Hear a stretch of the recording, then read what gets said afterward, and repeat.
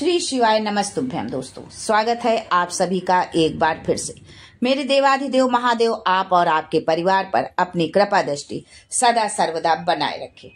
दोस्तों, सावन का महीना भगवान शिव की पूजा के लिए सर्वोत्तम माना गया है।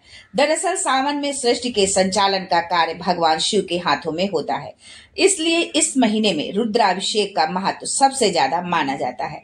धार्मिक मान्यताओं के अनुसार सावन का महीना भगवान शिव को समर्पित होता है।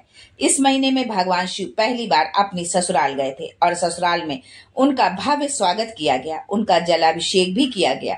मान्यता है कि हर वर्ष सावन मास में भगवान शिव अपनी ससुराल आते हैं और यहीं से पूरे ब्रह्मांड की सत्ता का संचालन करते हैं।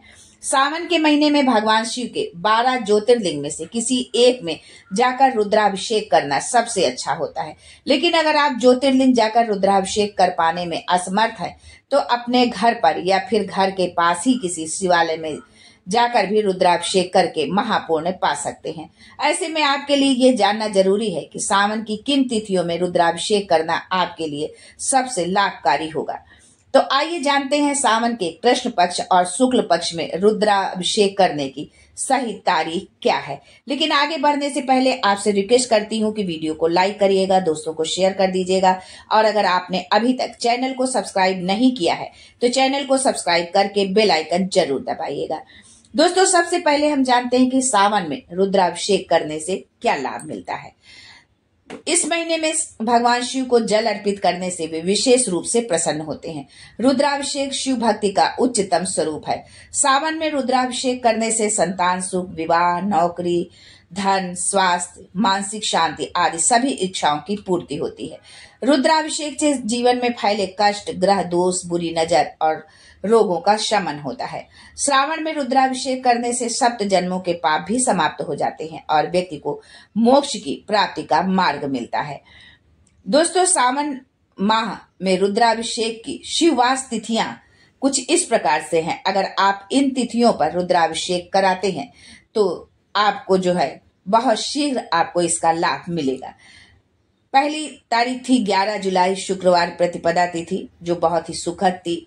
14 जुलाई सोमवार चतुर्थी तिथि सुखप्रद है आज का दिन जो है। और 15 जुलाई मंगलवार पंचमी तिथि अभीष्ट सिद्धि। यदि आपको कोई अभीष्ट की सिद्धि आप करना चाहते हैं तो आप 15 जुलाई को जो है पंचमी तिथि है, इस दिन आप रुद्राभिषेक करा सकते हैं। अगली तिथि है 18 जुलाई शुक्रवार पड़ रहा है, उस दिन अष्टमी की तिथि है और बहुत ही सुख देने वाली है जो है।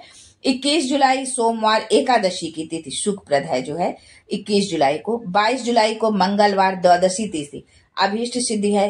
23 जुलाई बुधवार चतुर्दशी तिथि शुभ योग है। 24 जुलाई गुरुवार अमावस्या तिथि सुखप्रद है।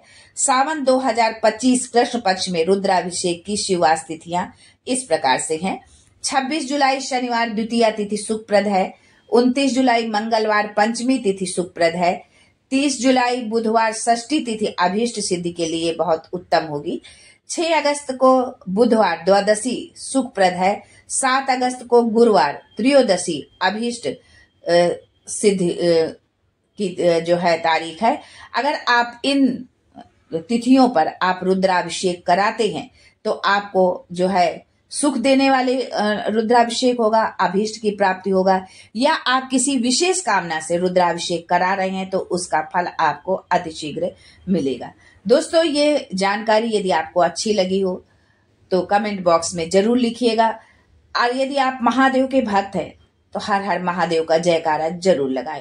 महादेव आपके जीवन से सारे संकट हर दें, आपका जीवन खुशियों से भर दें। इसी कामना के साथ आज के लिए बस इतना ही।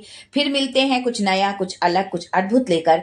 तब तक के लिए Har Har Mahadev and thanks for watching my video.